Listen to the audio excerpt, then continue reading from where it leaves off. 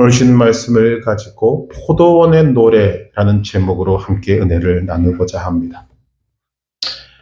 철학자 하이데거라는 사람이 있습니다. 이 철학자는 인간이라는 존재를 표현할 때 다스만이라는 독일어를 쓰고 있습니다. 그냥 보통 인간이란 뜻입니다. 그런데 이 하이데거가 생각하는 다스만, 보통 인간은 세 가지의 특징이 있다고 말하고 있습니다. 첫째는 말하기는 좋아하는데 듣기는 싫어한다는 것입니다. 남의 말을 들을 마음은 없고 자기 말을 많이 하고 싶어 한다는 것입니다. 이것이 첫 번째 특징. 두 번째 특징은 호기심이 많다고 합니다. 이 호기심에서 자연과학이 발전했습니다. 그런데 생태계는 과학이 발전한 만큼 파괴되어 가고 신음하고 있다. 이것이 보통 인간의 특징이라고 말합니다. 세 번째가 다스만은 보통 인간은 애매한 존재다라고 말합니다. 그 내용은 모른다는 것입니다. 뭔가를 많이 아는 것 같고 과학도 발전시키고 문명을 발전시키는데 실제로 그 속으로 들어가 보면 모르는 존재다.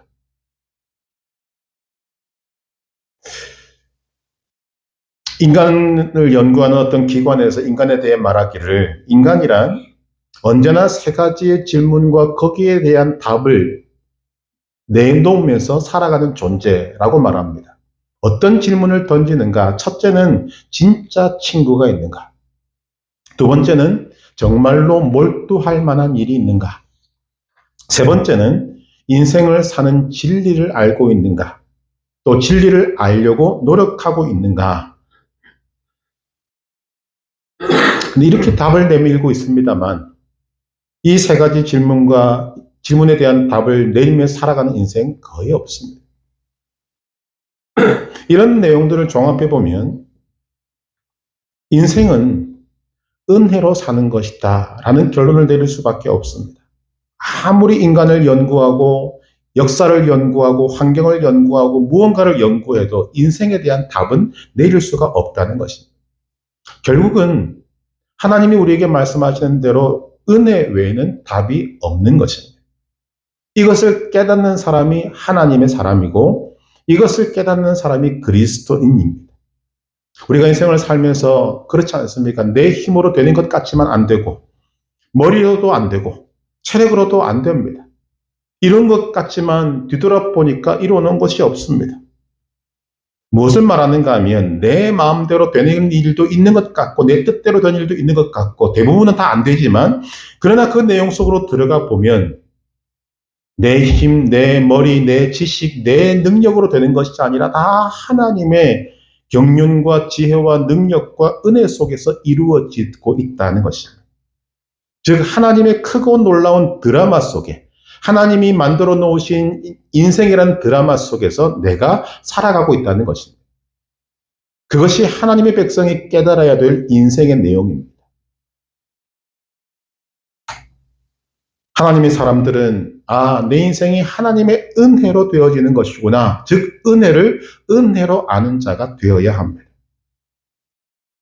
지혜서인 탈무드에 이런 내용이 있습니다. 비가 많이 와서 범람할 때 한 사람이 외나무 다리를 건너가고 있었습니다. 물이 별로 없을 때 그 외나무 다리를 건넜을 때는 아무런 두려움도 없고 그냥 성큼성큼 건너갔습니다. 그런데 비가 많이 와서 강이 범람하고 지금 물이 엄청나게 많이 쏟아져 내려오는 밑을 내다보니까 그렇게 다니던 그 길이 너무 두려운 것입니다. 다리가 후들거립니다. 마음이 불안합니다. 그래서 그는 기도합니다. 하나님, 나로 하여금 이 다리를 무사히 건너게 해주시면 저의 전부를 바치겠습니다.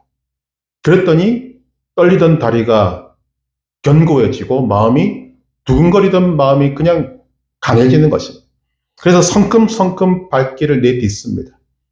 강 중간쯤 갔을 때 너무 쉽게 건너는 자신을 발견하고는 뭔가 손해다라는 생각이 들었습니다. 그래서 그 중간에서 하나님께 기도합니다. 하나님, 나의 전부를 드렸다고 했는데 너무 많은 것 같습니다. 절반만 드리겠습니다. 그랬더니 다리가 다시 후들거리기 시작합니다. 두려운 마음이 확 들기 시작합니다. 급하게 다시 기도합니다. 하나님, 농담도 못합니까? 전부를 드릴 테니 건너가게 해주십시오. 그래서 무사히 건넜다고 하는 이 내용이 있습니다. 하나님의 은혜를 은혜로 알지 못하면 우리는 이런 일이 우리 인생에 생기게 되는 것입니다. 은혜를 은혜로 알면 우리 인생은 이보다 더 좋은 일이 없습니다. 그러나 인간은 하나님의 은혜를 은혜로 알지 못하는 참 쓰라리고 뼈아픈 역사를 가졌습니다. 태초에 지은 아담의 죄가 무슨 죄입니까? 배은의 죄입니다. 하나님 베푸신 은혜를 배반한 죄입니다. 에덴 동산을 이야기할 때 뭐라고 이야기하는가? 완벽한 것이었습니다. 누가 뭐래도 완벽한 것이었습니다. 근데 그 장소에서 인간은 하나님 베푸신 은혜에 반항했습니다. 하나님이 베푸신 그 좋은 은혜를 배반하게 된 것입니다. 여러분, 이 하나님의 은혜를 배반한 죄가 얼마나 큰가? 아담이 하나님의 은혜를 잊어버린 죄의 결과는 모든 인간이 죄인이 되는 것입니다. 얼마나 그 죄가 큰가를 우리에게 보여주고 있습니다. 은혜를 받고도 은혜를 배반한 것은 가장 큰 죄인 것입니다. 그런데 은혜를 은혜로 알지 못하면 배은도 배은인 줄 모르는 것입니다. 자기가 죄를 짓고 살면서도 자기가 죄인인 줄을 모르게 되는 것입니다. 왜 그렇습니까? 은혜를 모르기 때문입니다. 은혜를 은혜로 알지 못하기 때문입니다. 그렇기 때문에 오늘 우리가 인생을 살아갈 때 가장 중요한 것이 무엇인가? 은혜를 은혜로 아는 것이 가장 중요한 것입니다. 오늘 본문에 보면 아름다운 노래가 나옵니다. 일명 포도원 노래입니다. 그런데 짧은 이 노래 가운데 이 아름다운 노래가 슬픈 노래로 바뀝니다. 아름다운 노래가 조금 더 지나면 슬픈 노래로 갔다가 슬픈 노래가 가서 진노의 노래로 바뀝니다. 아름다운 포도원 노래가 실망과 슬픔의 노래로 바뀌게 되는 것입니다. 이 내용은 이렇습니다. 하나님께서는 이스라엘 나라와 하나님의 백성을 포도원에 비유하고 계십니다. 이스라엘 족속을 내가 애굽에서 가져다가 가나안 땅에 심어놓은 포도나무라고 말씀하십니다. 의미가 있습니다. 왜 하고 많은 나무 가운데서 포도나무를 예를 들고 포도나무를 지금 하나님의 백성 삼았다라고 말씀하시는가? 포도나무는 정말 볼품이 없는 나무입니다. 목재로 쓸 수도 없습니다. 그러나 그 포도나무가 내는 열매는 그렇게 맛있을 수가 없는 열매를 맺는 것입니다. 우리는 이스라엘 백성을 하나님께서 왜 택하셨을까? 그들이 믿음이 좋아서? 아닙니다. 그들이 포도나무이기 때문입니다. 하나님이 아니면 결코 설 수도 없고 존재할 수도 없는 그런 약한 존재, 다른 민족에 비해서 약하고 보잘것없어서 스스로 설 수도 없는 그런 존재가 이스라엘입니다. 그런데 하나님은 그 이스라엘을 택하셔서 그 보잘것없고 쓸모도 없고 정말 가치도 없어 보이는 그 나무를 통해서 정말 맛있는 열매를 맺기를 원하신다. 그것이 하나님의 뜻인 것입니다. 하나님께서 그런 포도나무 같은 이스라엘을 택하셔서 가꾸셔서 극상품 포도나무로 만들었을 때 거기서 나오는 열매는 세계가 놀라는 가장 맛있는 열매가 되는 것입니다. 이것이 하나님의 계획이었습니다. 그래서 하나님께서는 이스라엘 백성을 택하시고 하나님의 전부를 거기에 투자하셨습니다. 오늘 본문의 내용이 바로 그것입니다. 하나님께서 먼저 그 포도원 어디에 세우셨습니까? 기름진 산에다가 포도원을 세우십니다. 거기다가 땅을 파고 돌을 골라내고 잡초를 제거하고 옥토를 만들고 망대를 만들고 심지어는 포도를 따고 난 다음에 그것을 포도주로 만들기 위한 술틀까지 다 만들어 놓았어요. 아주 완벽하게 좋은 여건의 포도원을 만들었다는 것입니다. 이거 여기 대해서 성경은 하나님께서 하나님의 전부를 이스라엘에게 투자하셨다라고도 표현하는 것입니다. 그리고 그렇게 만든 아름다운 포도원, 기름진 포도원에다가 소위 극상의 포도나무를 심었습니다. 제일 좋은 질의 포도나무를 심었습니다. 사절에 보니까 내가 내 포도원을 위하여 행한 것 외에 무엇을 더할 것이 있으랴. 더할 것이 없을 정도로 좋은 포도원에 더할 것이 없을 정도로 좋은 극상품 포도나무를 심었다는 것입니다. 모든 요건을 다 만들어 주었어. 모든 좋다는 것 다 만들어 주었어. 요즘 농사를 지으면 그렇지 않습니까? 이보다 더 좋은 여건이 어디에 있습니까? 그들이 바라는 것, 이렇게 좋은 여건을 만들어주고 땅을 깔고 비닐을 덮고 약을 치고 하는 목적이 무엇인가? 좋은 열매를 맺는 것입니다. 하나님께서도 똑같습니다. 이렇게 좋은 땅에 극상의 포도나무를 심고 난 다음 하나님이 기대하셨던 것은 극상의 포도나무에서 극상의 좋은 열매를 맺기를 바라셨습니다. 사절에 보니까 내가 좋은 포도 맺기를 기다렸거늘. 그런데 포도나무는 극상의 포도나무를 열매를 맺은 것이 아니라 들포도를 맺었습니다. 4절 마지막에 내가 좋은 포도 맺기를 기다렸거늘 들포도를 맺으면 어찌 됨인고. 극상의 포도나무에서 들포도가 나왔습니다. 일어날 수 없는 일이 일어난 것입니다. 왜냐하면 변질되었기 때문입니다. 그래서 하나님께서 슬퍼하시고 탄식하시면서 어떻게 이런 일이 일어났는가 라고 탄식하시며 책망하시는 것입니다. 보십시다. 하나님의 은혜가 부족했습니까? 아닙니다. 하나님께서 잘못하셨습니까? 아닙니다. 환경이 나빴습니까? 그렇지 않습니다. 나무가 나빴습니까? 아니지요?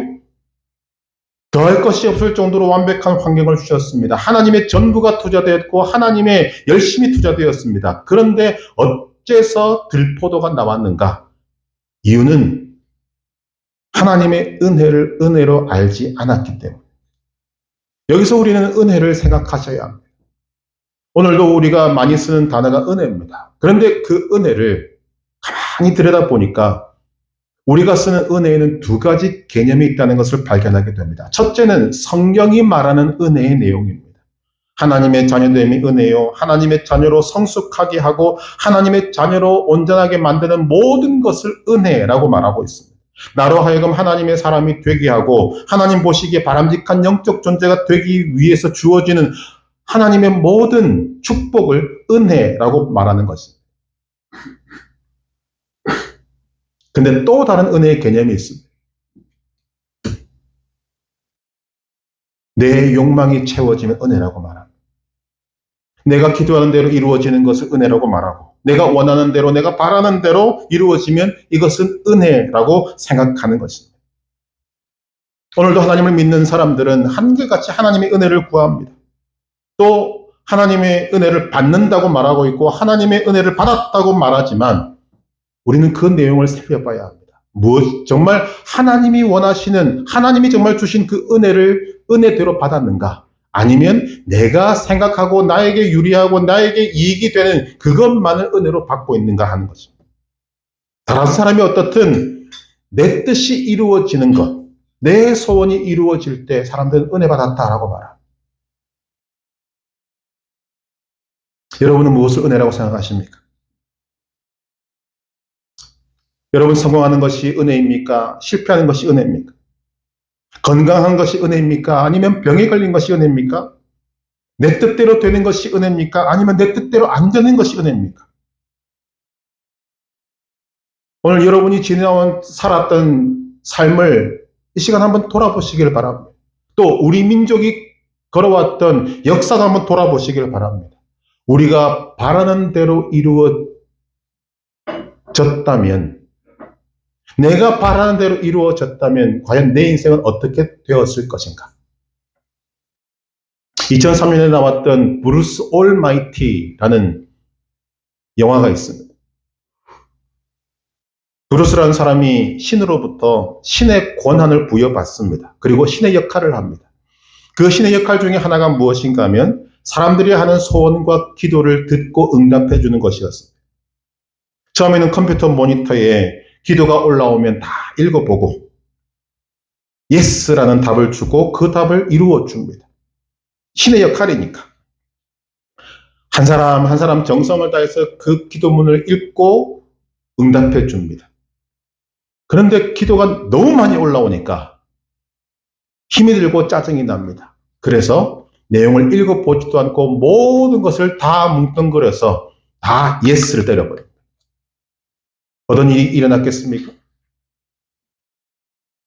도로는 아수라장이 되고 사람들은 다 자기가 옳다고 싸웁니다. 세상은 혼돈과 혼란에 빠집니다. 모두 다 자기 소원만 이루어 달라고 하는데 그것을 신이 다 예스 해버렸으니까 세상이 엉망이 되더라는 것입니다. 내 뜻대로 되는 것이 다가 아니다라는 메시지를 그 속에 담고 있는 것을 보게 됩니다. 은혜란 내 뜻대로 되지 않을지라도 나로 하여금 하나님의 백성이 되게 하고 좀 더 온전한 하나님의 사람이 되게 하기 위해 주어지는 모든 것이 은혜입니다. 내 뜻대로, 내 소원대로, 내 바람대로 내가 하는 모든 일들이 다 잘 되는 것이 은혜만이 아니라는 것입니다.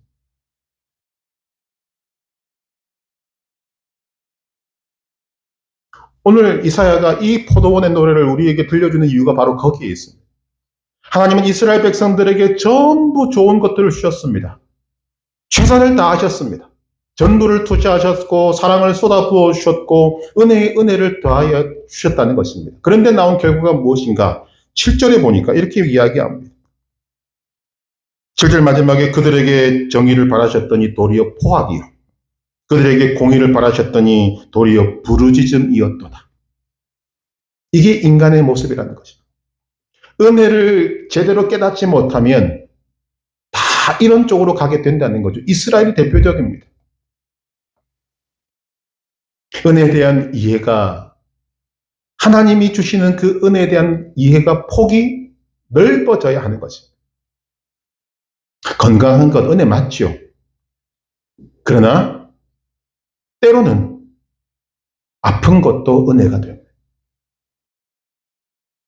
내 소원이 이루어지는 것 정말 좋은 일입니다. 기쁜 일입니다. 은혜 맞습니다. 그러나 때로는 내 소원이 가로막히는 것이 내게 더 큰 은혜일 때가 훨씬 더 많습니다. 세월이 지나면 그때 내 소원이 이루어지지 않은 것이 얼마나 좋았던가 하는 것을 깨닫게 되는 날이 금방 옵니다. 근데 우리는 그렇게 생각 안 한다는 거지. 우리는 다 좋은 것만 생각하고 내가 하는 모든 생각들이 내가 바라는 소원들이 내가 만지는 모든 것들이 다 잘 되기만을 바라고 그렇게 될 때 은혜 받았다라고 이야기한다는 거지.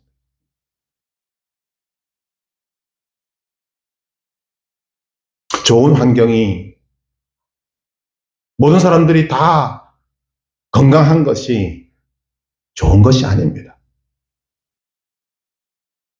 우리나라 사람은 아니지만 거의 모든 세상 사람들이 다 알고 있는 에디슨이라는 사람이 있습니다. 그는 어린 시절에 너무 가난해서 신문팔이를 했는데 신문팔이를 길에서 한 것이 아니라 열차를 타고 열차 안에서 신문을 날랐던 사람입니다. 유달리 호기심이 많고 발명에 대한 이 마음이 있기 때문에 조금씩 번 것을 가지고 기차 한 켠에다가 자기만의 조그만 실험실을 만들었다고. 거기에 실험실을 갖다 놓고 실험 도구들을 갖다 놓고 여러 가지 시험을 하면서 기뻐하며 살았습니다. 그런데 어느 날 그 기차가 너무 많이 덜컹거리는 바람에 실험 기구에 있던 것들이 액체가 흘러서 거기에 불이 나게 되었습니다. 철도회사 사장이 난리가 났습니다. 에디슨 때문에 이런 기차에 불이 난 것을 알고 화가 나서 에디슨을 심하게 때렸습니다. 그때 고막이 다 나가버렸어요. 그가 유명해지고 나이 많아졌을 때 많은 사람들이 그의 발명품을 칭찬하면서 이렇게 묻습니다. 당신의 귀가 어두운 것으로 인해서 발명에 지장을 받은 적이 있습니까? 그때 에디슨이 웃으면서 이런 이야기를 합니다. 천만에요. 나에게는 이 귀가 어두워진 것이 은혜였습니다. 세상이 아무리 소리를 지르고 시끄럽게 해도 나는 나만의 세계에서 발명할 수 있었기 때문에. 에디슨의 귀가 먹은 것이 은혜입니까? 은혜가 아닙니까? 일리아스와 오디세이를 지은 시인 호머는 시각장애자였습니다. 신라곤을 지은 밀턴도 시각장애자였습니다. 베토벤과 에디슨 청각장애인입니다. 천하를 호령했던 알렉산더 대왕은 곱사등기로 알려져 있습니다. 바다의 영웅이라는 넬슨 제독, 나폴레옹, 세익스피어는 한쪽 발을 절었던 사람입니다. 루즈벨트 대통령은 휠체어에 타고서 세계를 호령했습니다. 천력정을 지었던 존 버니언, 그리고 작곡가 핸델은 감옥에서 작곡을 많이 했습니다. 우리가 성탄절마다 듣는 메시아, 핸델의 메시아가 감옥에서 지어진 것입니다. 이렇게 보면 우리가 지금 명작이라고 할 만한, 작품이라고 할 만한 많은 것들은 평안한 가운데서 되어진 것이 없습니다. 다 힘들고 어렵고 고통 가운데서 된 것입니다. 이 고통을 우리가 뭐라고 풀어야 되는 것입니까?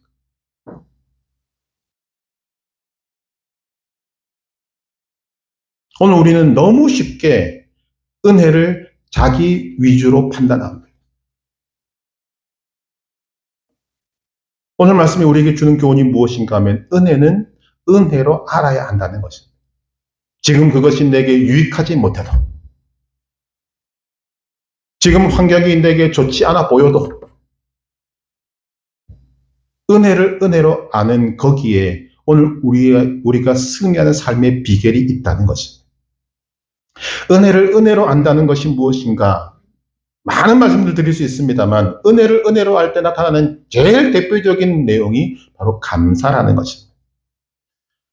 감사하는 마음으로 바라보면 은혜 아닌 것이 없게 됩니다. 모든 것을 다 은혜로 이해하고 은혜로 해석하게 됩니다. 거기서 은혜의 열매가 맺게 되는 것입니다. 그리고 자신이 받은 은혜를 자신에게 가둬두지 않고 은혜를 베풀게 됩니다. 은혜를 은혜로 알 때. 여기서 또 다른 은혜의 열매가 맺어지게 되는 것입니다. 오늘 이사야가 포도원 노래를 통해서 우리에게 주고 있는 것은 무엇인가? 이스라엘은 하나님의 이 크나큰 은혜를 받았지만 은혜를 은혜로 알지 않았습니다. 오히려 은혜를 포악과 부르짖음으로 갚아버렸습니다. 그래서 하나님이 슬퍼하시는 것입니다.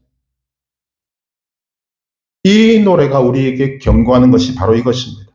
지금 우리가 은혜를 은혜로 알지 못한 이스라엘의 뒤를 따르고 있다는 것입니다. 우리나라를 향해서 한강의 기적이라고 말을 합니다.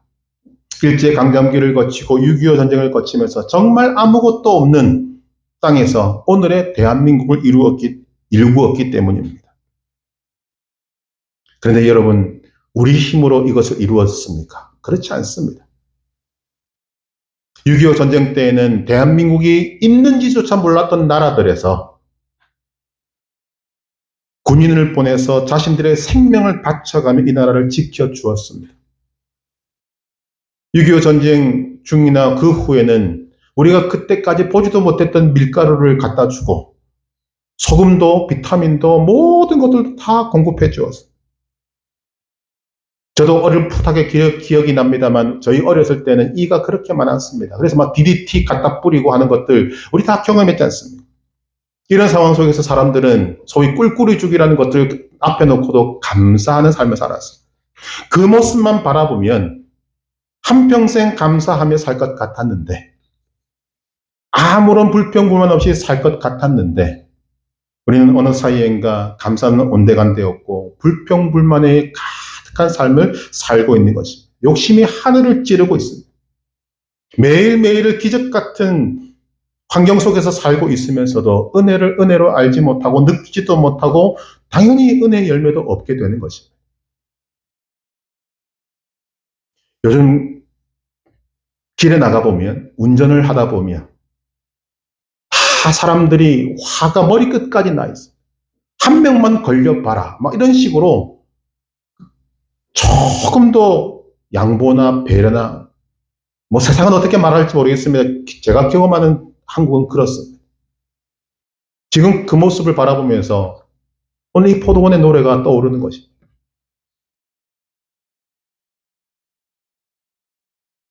우리 개인도 마찬가지지 않습니까? 내가 좋은 포도 맺기를 기다렸거늘 들포도가 맺으면 어찌 됨인고. 하나님이 우리 민족에게 묻고 있지 않습니까? 또한 하나님이 여러분에게 지금 묻고 있지 않습니까? 내가 좋은 포도 맺기를 기다렸거늘 들포도가 맺으면 어찌 됨인고.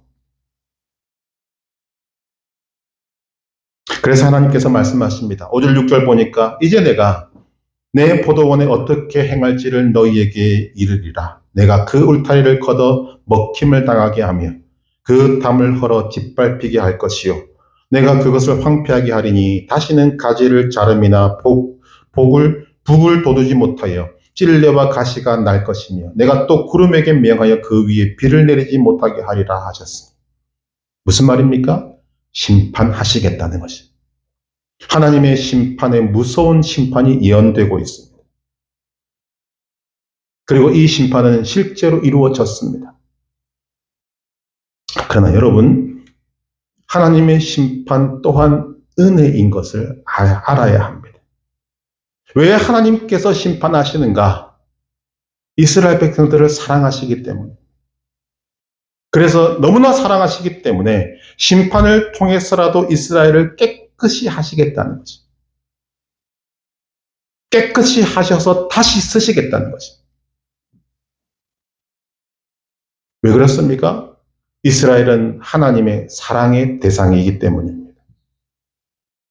오늘 이 노래의 첫 번째 문장을 보면 이런 내용입니다. 나는 내가 사랑하는 자를 위하여 노래하되 내가 사랑하는 자의 포도원을 노래하리라. 여러분, 하나님의 사랑이 얼마나 큰가 하는 것을 보게 됩니다. 사랑은 무서운 것입니다. 사랑은 이렇게 하나님의 기대를 저버리는 민족임에도 불구하고 절대로 포기가 없는 것입니다.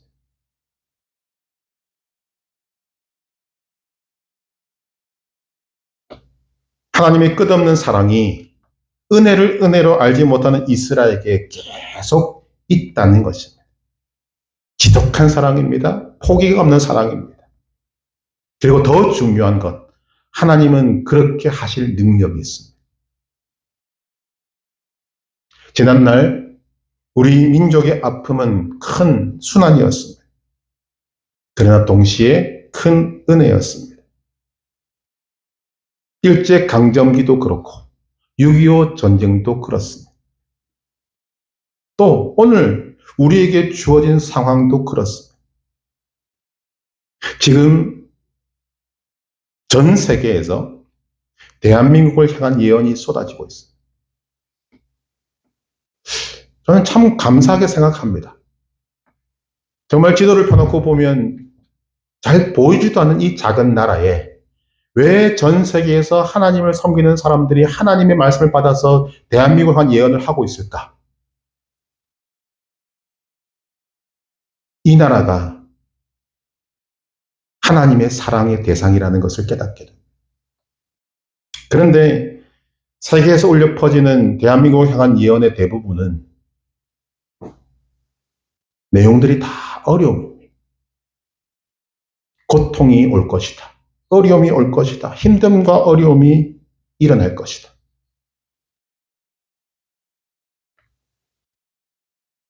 그 예언을 주시는 이유가 무엇인가 하면 우리가 각오를 해야 한다는 것입니다.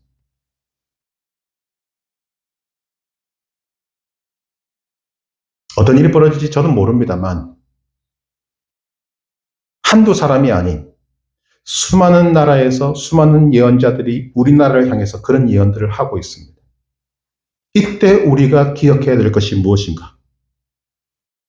감히 이런 선포를 하고자 합니다. 대한민국은 하나님의 포도원입니다. 하나님이 전부를 투자하신 아름다운 포도원입니다. 무슨 말입니까? 하나님이 붙들고 계십니다. 하나님께서 사랑을 쏟아붓고 계십니다. 하나님께서 은혜를 베풀고 계시다는 것입니다. 여러분도 마찬가지입니다. 하나님께서 이스라엘을 하나님의 포도원이라고 말씀하셨던 것처럼 여러분의 삶의 자리 또한 하나님의 포도원이라고 말씀하십니다. 하나님께서 포도원에 하나님의 전부를 투자하셨듯이 하나님께서는 여러분에게 하나님의 전부를 투자하셨습니다. 그것을 어떻게 할 수 있습니까? 예수 그리스도를 여러분을 위해서 십자가에서 죽이셨습니다. 하나님의 전부인 그를 우리를 위해서 이 땅에 보내셔서 죽게 하셨습니다. 하나님의 전부가 우리에게 주어졌다는 것입니다.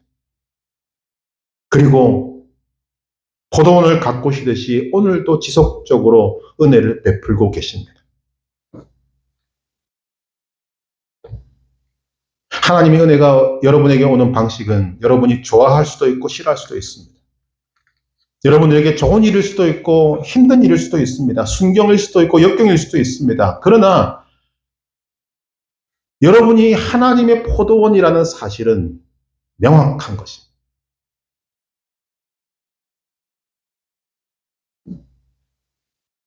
지금 내게 좋은 것이 은혜임을 아는 것은 어렵지 않습니다. 그러나 내게 힘든 것이 하나님의 은혜인 것을 알기 위해서는 시간이 지나봐야 됩니다.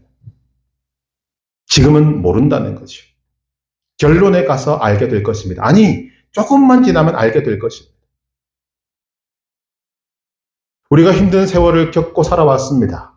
그때는 정말 죽을 것 같았는데 한 1, 2년 지나면 웃으면서 이야기할 수 있는 거리가 되는 일들이 수없이 많지 않습니까? 마찬가지입니다. 그러나 우리는 거기서 끝이지는 것이 아니라 우리를 향한 하나님의 계획과 하나님의 마음을 알아야만 합니다. 하나님은 여러분을 하나님의 포도원으로 삼으셨습니다. 하나님의 전부를 투자하셨습니다. 하나님의 좋은 모든 것들을 주셨습니다. 그리고 여러분을 지금도 하나님의 은혜로 함께 가고 계시는 것입니다. 그런데 하나님의 은혜는 마지막에 가서야 알 수 있는 것이 아닙니다. 오늘도 알 수 있습니다.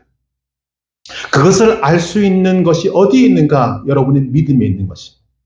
하나님을 알고 하나님의 뜻을 알고 하나님의 사랑을 알고 하나님의 마음을 알면 믿음이 생깁니다. 확신이 생깁니다. 우리는 포도나무와 같은 존재입니다. 변할 것 없습니다. 세상이 여러분들을 알아줍니까? 물론 알아주는 분도 계실지 모르겠습니다만 대부분 다 모릅니다. 나 같은 사람이 이 세상에 살았다는 건 모르는 사람이 훨씬 더 많습니다. 그런데 하나님은 그런 연약한 포도나무 같은 나를 세상에 하나님의 전부를 투자하시면서 나를 사랑하십니다. 말로만 사랑하시는 것이 아니라 행동으로 사랑을 표현해 주고 계십니다. 그것을 아는 것이 믿음이고 그것을 알 때 우리는 내 삶에 어떤 일이 일어나도 하나님의 사랑을 붙들고 그 은혜를 은혜로 알면서 이겨 나가게 되는 것입니다. 그 믿음이 하나님의 은혜를 은혜로 알게 하는 것입니다. 그 믿음의 내용이 바로 이것입니다. 첫째는 은혜를 은혜로 아는 것입니다.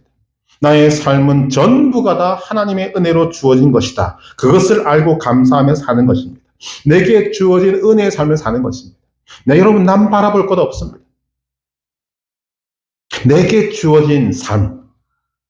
여러분, 하나님께서 아브라함을 부르셨을 때 무엇을 말씀하셨습니까? 크게는 세 가지입니다. 첫째, 하나님은 그를 부르셨습니다. 두 번째, 그에게 복을 주셨습니다. 세 번째, 내가 지시할 땅으로 가라 하셨습니다. 그것이 전부입니다. 하나님은 아브라함에게 이름을 빛낼 피라미드를 세우라 말씀하시지 않았습니다. 그냥 내가 지시한 땅으로 가라 하십니다. 아브라함은 갈 바를 알지 못하고 갔습니다. 그것이 전부입니다. 그런데 하나님의 명령과 이 아브라함의 순종 속에서 하나님은 무엇을 만드셨는가? 믿음의 조상을 만드신 거죠. 하나님의 은혜를 은혜로 아는 믿음의 사람으로 만드신 것입니다. 그 믿음의 결과가 무엇이었는가? 100세 낳은 아들을 죽이라고 할 때 서슴없이 죽일 수 있는 믿음의 사람. 여러분의 삶은 다 다르지 않습니다. 그러나 하나님의 택하심과 하나님의 부르심과 하나님의 인치심은 다 동일합니다. 여러분을 한 사람을 위해서 하나님은 하나님의 전부를 투자하셨습니다. 하나님이 여러분들을 가꾸시는 것도 똑같습니다. 요구하시는 것도 같습니다. 무엇입니까? 은혜를 은혜로 알라는 것입니다. 하나님께서 요구하시는 것은 여러분에게 주어진 그 삶에서 각자에게 주어진 삶의 자리에서 하나님이 창조하신 그 아름다움을 잘 간직하고 어렵다고 불평하고 원망하는 것이 아니라 그것조차도 은혜로 알고 하나님 앞에 하나님을 더욱더 사랑하는 마음으로 하나님의 공의로우심을 지켜 살아가는 것입니다. 그것이 하나님께서 바라시는 것입니다.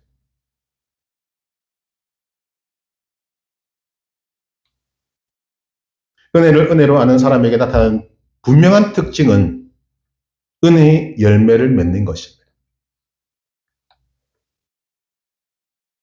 하나님을 믿고 하나님의 말씀에 순종을 하면 극상품 포도 열매를 맺게 됩니다. 내가 열매를 만들어내는 것이 아닙니다.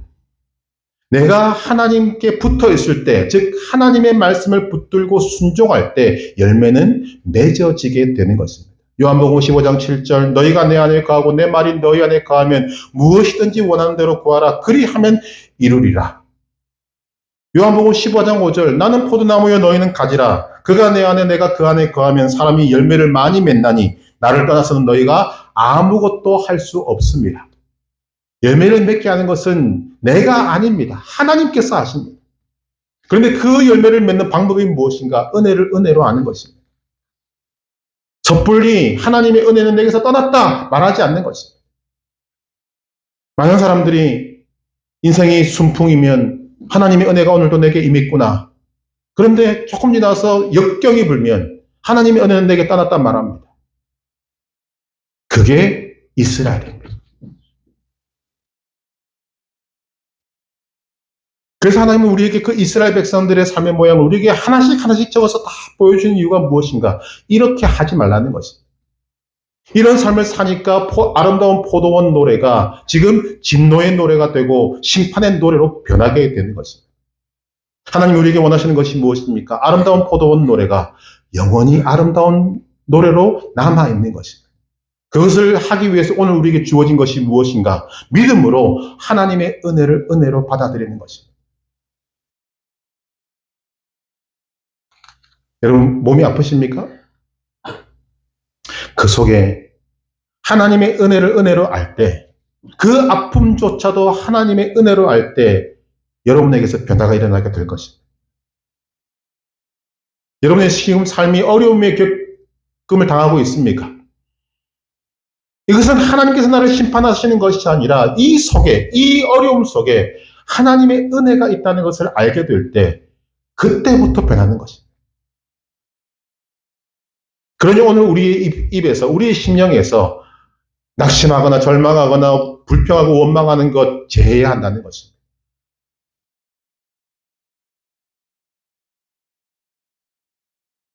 은혜를 은혜로 하는 사람이 맺는 열매의 대표적인 것이 기쁨이요 감사입니다. 이런 말을 하면서도 여러분 이것이 얼마나 힘든다는 것, 어렵다는 것 저 압니다. 그러나 제가 경험한 것은 그렇게 어려움에도 불구하고 그 아픔을, 그 어려움을 내 속에서 하나님을 알고 하나님의 뜻을 알고 하나님이 나를 얼마나 사랑하시는지를 아는 그 순간 바뀌더라는 것입니다. 그때부터 바뀌는 것입니다. 그 힘듦을 붙들고 나는 죽어야 돼, 힘들어, 고통스러워하고 있으면 변화될 것이 아무것도 없습니다. 역사가 일어나지 않는다는 것이죠. 그러나 그것이 내 속에서 은혜로 받아들여지게 될 때 그때 하나님의 역사가 나타나게 되는 것입니다. 그렇게 되면 지금 몸이 아프는 것이 문제가 되지 않습니다. 지금 어려운 것이 문제가 되지 않습니다. 왜냐하면 하나님은 모든 것을 합력해서 선을 이루시는 전능하신 하나님이시기 때문입니다. 무엇보다도 나를 전부인 예수 그리스도를 죽이면서까지 살아가신 하나님이시기 때문입니다. 하나님은 여러분을 절대로 포기하지 않습니다. 여러분 속에 혹시 하나님을 떠나서 살 수 있을까 싶은 분이 계시다면 포기하시길 바랍니다. 하나님이 택하셨으면 하나님은 절대로 포기하지 않습니다. 감사한 것은 우리가 은혜를 은혜로 알 때 하나님의 은혜가 지속된다는 것입니다. 하나님의 은혜를 은혜로 알 때 내게 부어지는 하나님의 은혜가 더 커진다는 것입니다. 하나님의 은혜를 은혜로 알 때 내게 부어지는 하나님의 축복이 계속됩니다. 하나님의 은혜를 은혜로 알아서 어려운 환경에서도 기쁨을 잃어버리지 않고 감사를 잃어버리지 않을 때 은혜의 열매를 맺게 되는 것입니다.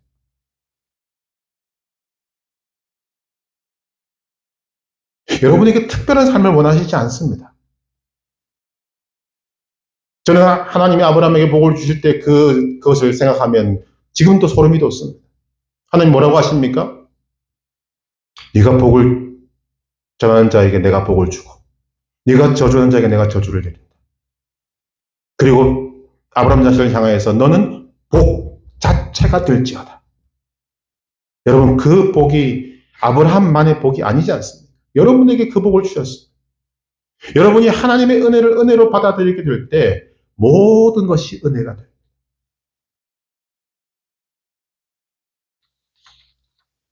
지금 여러분이 경험하고 있는 그 어려움, 힘듦 저 다 모릅니다. 그러나 한 명씩 한 명씩 붙들고 물어보면 다 토로가 나올 것입니다. 우리는 그런 삶을 살고 있습니다. 그러나 반드시 기억해야 될 것. 우리에게 있는 하나님의 은혜는 절대로 중단되지 않는다는 것입니다. 왜냐하면 하나님이 예수 그리스도의 생명을 통해서 여러분을 하나님이 직접 택하셨고 부르셨고 인치셨고 지금도 붙들고 계시기 때문입니다. 여러분이 이런 과정 속에서 하나님의 은혜를 은혜로 알며 살아갈 때 기뻐하며 감사하며 살아가게 될 때 하나님의 기쁨은 커지게 될 것입니다. 여러분 우리가 알지 않습니까? 하나님을 기쁘시게 하는 것이 우리 삶의 목적입니다. 무슨 일을 해도 상관없습니다. 하나님을 기쁘시게 하는 것이 우리의 삶의 목적입니다. 그렇게 살아갈 때 아름다운 포도원 노래가 슬픈 노래나 진노의 노래로 바뀌는 것이 아니라 영원히 아름다운 노래로 불려지게 될 것입니다. 믿음으로 은혜를 은혜로 알아 감사와 기쁨의 아름다운 포도원 노래가 여러분의 삶에서 영원히 울려 퍼지는 복된 삶을 살아가시길 주님의 이름으로 축복합니다.